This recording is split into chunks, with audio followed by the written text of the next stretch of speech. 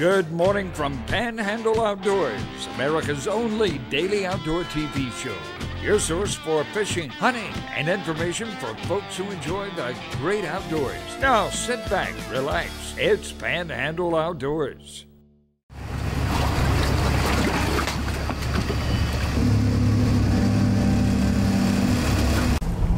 Hi folks, today we're at a familiar place, the St. Joe Boat Ramp, and I have a great situation here because I'm going on a boat with some FWC biologists. Yep. Okay, and we got all kind of neat stuff. I'm going to let them introduce themselves, and we're going to get started. So I'll start with you. Yeah, hi, I'm Kelly Williams. I'm a biologist for FWRI, the research side of FWC. And yeah, we're mainly focusing on the bay scallop here today in Port St. Joe. So what we're doing is we deploy these little green traps and we basically pick up all the baby scallops that settle into those traps, and those become the restoration scallops that we're going to use in this new program that we're starting up, where we're having the public basically babysit our scallops for up to a year. Cool. So today is all about collecting the babies that will eventually become the brood stock, hopefully to restore the bay. Oh, that sounds pretty good. Okay. Okay, well, my name's Liz Pudlock. I'm also a biologist with FWRI and FWC, and I'm helping out with the scallop restoration project today. So. Okay, what's your background? It's marine biology. I have a lot of research experience in seagrass beds and benthic ecology. And where'd you go to college? Montclair State University. It's in New Jersey. Oh, cool. And where'd you go to college? University of Florida. Oh, well. that's go Gators! We get a big plus already. All right, now. My name's Cameron Baxley, and my background's also in marine biology. I went to College of Charleston. Yeah. Okay, and you went to college where? Charleston, South Carolina. So we got three great backgrounds here. Mm-hmm. Hopefully. Okay, well, we're going to get started. I'm all excited. This is so neat to me because I'm used to trying to drive the boat or get the bait on the hook and, all kinds of and video. So now really? All I got to do is video. Yep. Great. I guess you've probably heard of the restoration cage. Oh, yeah. Yeah. And I've seen them. Yeah. Okay. Yeah. All right. Yeah, so it'll be pretty much just pulling up these traps, cutting them off, and putting them on those trays and picking through them. So that's pretty much all that there is to it, but yeah. So we're actually go down to the town beach area? Yep, we're just going to work our way down, and then we'll end up at the cages. And now, have you done this before? Yes, so we started doing this, at least on this scale, we started it in November, and this was all kind of as a result of getting the scallop sitting program together, the cage, giving cages to the public. So basically, yeah, this is our stock of scallops for those cages. So we started pulling where we set out. We have 48 of these green traps in the bay, and they're out for 2 months at a time. So we pull them at the end of 2 months, and we just collect whatever live spat are in there, and those will actually end up going either into cages or to the FSU Marine Lab in some flow-through tanks. And then once they're big enough, once they're about, I wouldn't say completely mature, but a little bit submature, they'll go into cages given to the public, and then the public will take care of them for a year. And the public will be babysitting them. Exactly, yeah. Scholarships. Yeah, and then hopefully that, would increase reproductive success, just having them in close quarters and, get these bays back to what they used to be, but... This is neat. Has this been done in other locations? This is the first time that it has, so this is, first year it's been done here, and as far as we're aware, I don't think it's been done any other bays. Not on like the public level. Not on the Panhandle. As far as the scallop sitter program, I'm not aware of anybody else doing that.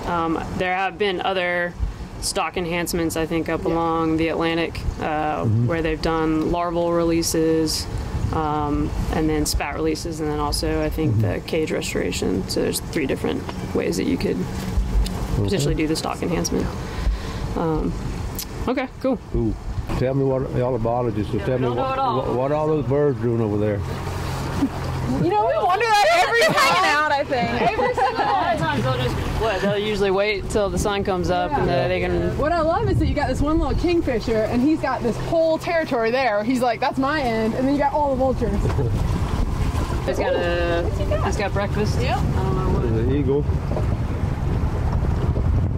Okay, we're at the first stop, and you can see where we are. It's a town beach, and through.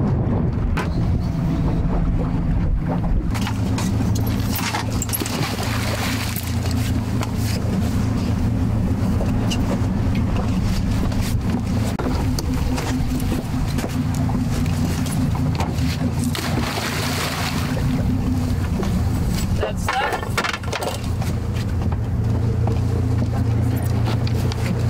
All right, we're putting out these fresh ones over here, right? Yep. So those will stay out for 2 months now. For 2 months, okay. So we alternate. So we've got where our blue. We've got some they're exactly the same type of traps. But you want me to go in reverse and tie it around your feet? Clean it off. All right. Sometimes I get really, really stuck with these concrete blocks.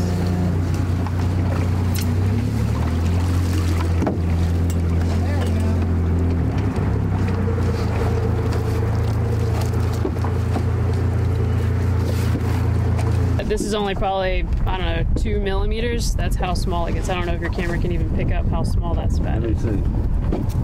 I can pick it off. Yeah. Wow. But that is how small they can get. That's a spat. That is a spat, yes. So I noticed the bags. Now, where do you get your bags from? So these are just Florida citrus bags, right? Yeah. And then inside this green mesh is actually intended to transport things like basketballs and shipping. Yeah. But it mimics seagrass and they will settle on it. So the goal really is just to pack these as much as possible to make them as puffy as possible. Yeah. And yeah, I mean, it seems to work, but they will have, I mean, like you just saw they were on the block and whatnot. Now each one of you will have a tray, and then you're going to count them individually? Indeed, Each bag? yeah. Okay. Yeah. So we'll look at every single You'll look centimeter of this thing. Right. I'm going Inside to look and at the outside donut. the bag, as well as your green Vexar, your donut, and then we'll check all the blocks because a lot of times they'll settle on the inside of the blocks themselves. So This is so interesting. these little guys go everywhere. We got to show this in the school system too. Yeah. Yeah. Well, that's what we're gonna try with the AMI school. There, Yeah. we're gonna go out with them hopefully in a week or two, maybe even Friday. this week. Yeah. And because they really want to help out with the project, so Yeah. getting them involved is gonna be great too. First 2 weeks are pretty much just larval floating wherever the current's gonna take them, Yeah. and then they pretty much settle out. This is interesting. That's on this side of the bay system. Yeah. This is interesting because I would think be over there around Black's Island and the peninsula at the state park. Yeah. What's your thinking on that? Why you think that's the case? That they're over here. Yeah.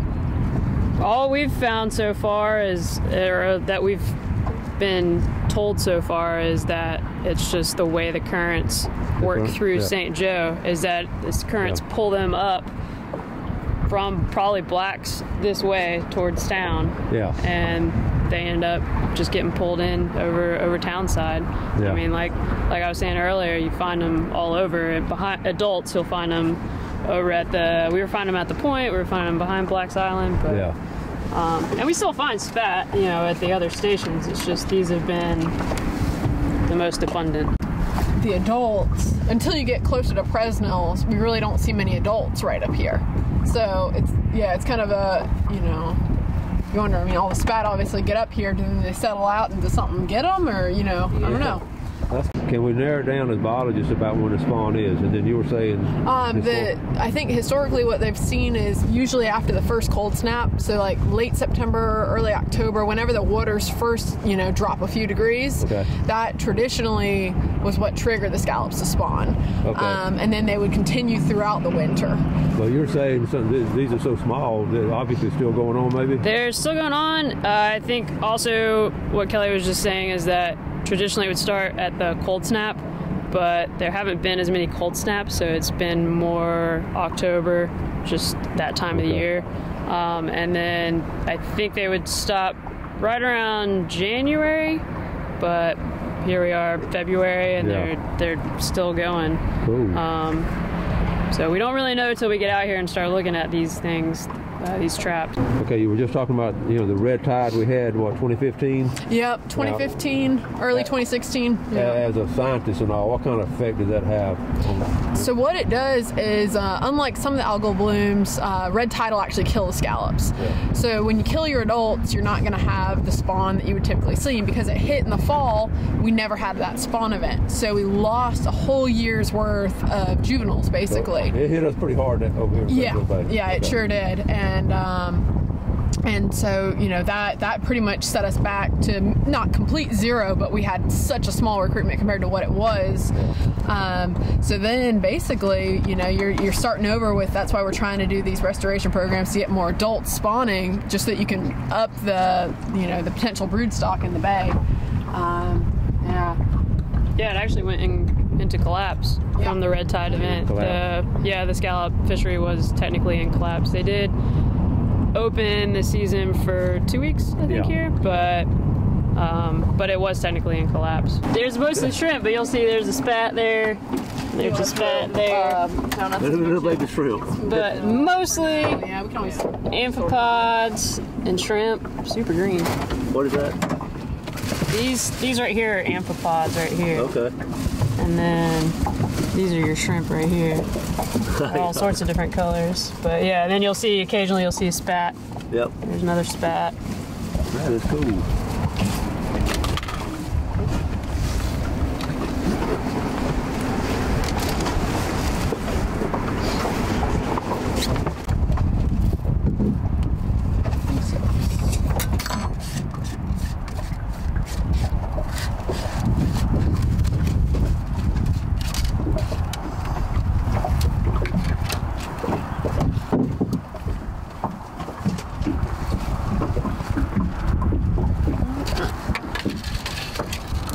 So what we did is, after we picked our scallops, we gave a count on each of them, and then we put them in these fine mesh bags. And you can kind of see there's a little group of them down there at the bottom. Okay. And what they'll do is, actually, we'll keep them in bags like this until they're large enough to be loose in a cage. And you know, we'll just clean the bags every week, make sure that they can still get a good amount of water flow in. And then for the rest of today, we'll just put them in this bucket with a bubbler in there and do some water changes so that they got fresh water until we move them down to the cages. Okay, so putting fresh ones down there? Yep, indeed. So every time we pick up a trap, we'll throw a new one out. So getting these ones ready. So yeah, it's basically just our classic citrus bag with the green Vexar mesh inside, attached to a cinder block with a big old float on top that says FWRI. And we hope that nobody wants to mess with them, but you know, every once in a while they'll end up in a weird spot and you don't know if it's the currents or maybe somebody got in a prop and just drug it for a while or what, but for the most part they're usually where we expect them to be. So that replicates the grass bed. Indeed, yeah. So it basically simulates grass beds, and scallops will just settle out into them and gives us a good idea as to what the population is doing.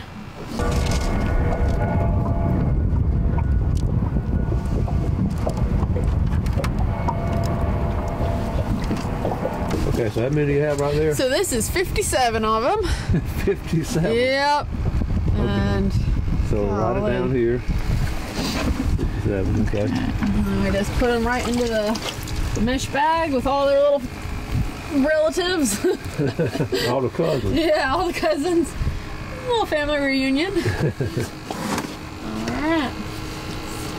And then we're on to the next. So yeah, we got a total of 83 at this station. So that's one station, and we're going to do how many? And you see there, Yep. There's like 13 on one, 13 on one trap, and then 57 on the other trap.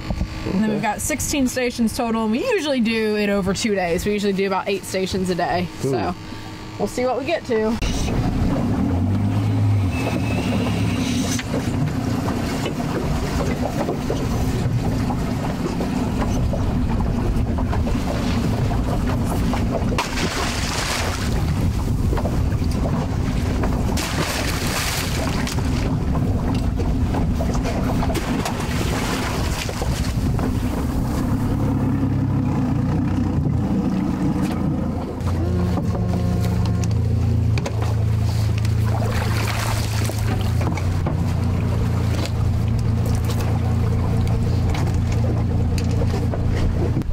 poking like. What is that? That is a clingfish. He clings. He's got a suction modified fin that's pretty much a suction cup, and I'm poking him, and he is not moving at all. Oh, there we go. So yeah, let me see if I can. Oh, it keeps grabbing on. That's cool. Yeah. But they're in our blocks a lot. They are. Pretty slimy little things. But yeah, they're. Ah. Oh, come on now. That is what he will grab on. Now go suction. Yep. So we find them a lot. So Cameron, how many you get this time? I only got 6. Only got 6? And Kelly keeps going. Kelly, how many you get? I've got. You rolling. What do you got? Yeah, it looks. I've 2, probably gotten 4, 6, the 30 range, maybe. I don't know. Yeah. So she wins this one. Won last time. That's strange. What did Liz get? I got 14. 14. All right. How many you get? 14. 14? Yep. Folks, you know, sometimes you have scallop and you see like an orange shell. So you have it right here, don't you? So yeah, you see all these are the normal colors. For that one right there is that orange morphology. Now, what would cause that? Oh, just a different genetics or something? Or? I don't know. I think they said genetically that they're the. I think they're because they're the same species, so Yeah, genetically same they're species. same, but the morphology just for whatever reason is different. So I guess it'd be something similar to, you know, I don't know what our hair color. Hair color in the family. So red hair. Yeah. All right, Cameron, we're on our 3rd stop, so what's the count looking like now? Well, we had one trap that only had 4. And then I just counted 25 on mine, and I have no idea what. Kelly, do you know what you got? I guess I was in the 20s range. So How many Kelly get? Maybe around 20, 30. I don't know. Okay. this is pretty much what we're looking at for here. Okay. Yep. And tell us about this right here. Yeah, that guy's a little bit older. He's mature. And that one was just happened to be on. It was not on a trap. He just happened to end up on the boat. Cameron, now what is this here? So these are some of our restoration cages. So we've got mostly hatchery scallops in these cages. Okay. We do have a couple of cages that have wild scallops in them that we collected here from St. Joe. So we're gonna just pull these guys up. They essentially look like crab traps.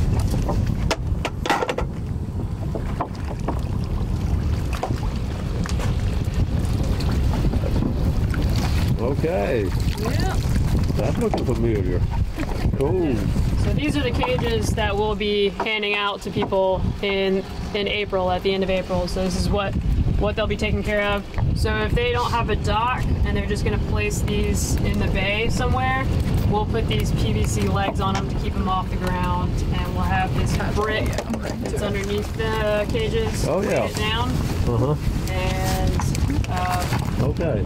if it's just on a dock, then they can just tie the cage directly off the dock. They don't have to worry about having legs. How many do you try to, what's going to be the About number? 20. About 20? We're going to put about 20. A lot of it just depends on how many we can get to raise up to the right size. But the goal is to give people 20 scallops in their cage to babysit for us. And how often will they need to be monitored? So we're asking people to come out once a month to just come check on them, clean the cages, clean the scallops. You get barnacles on them. You want to make sure that all that gets knocked off. If they can't open their shell, then they can't feed. So once a month until January of next year, so January 2019. And then that will be pretty much when they're done spawning, and we'll take the scallops back and release them back into the bay.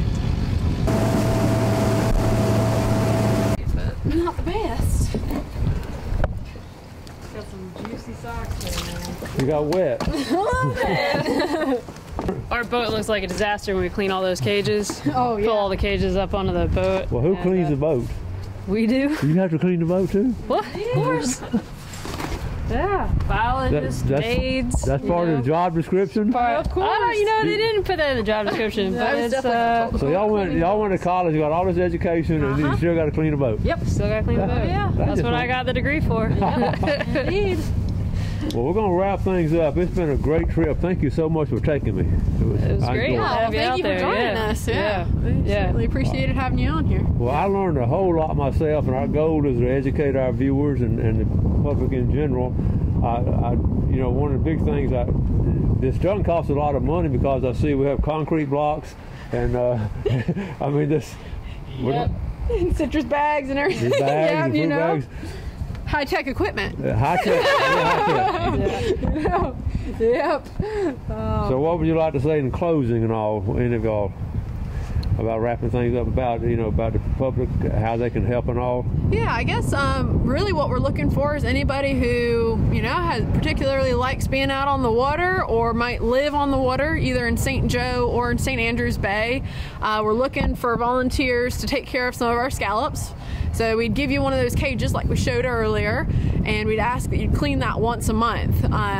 It's pretty good work, you know. You can bond with your scallops, you can name them if you like, but you know, the point of the program would just be to get more scallops out in the bays, and hopefully then we'd have some, you know, future population increases and some, you know, have a good successful population in both St. Andrews and St. Joseph Bay.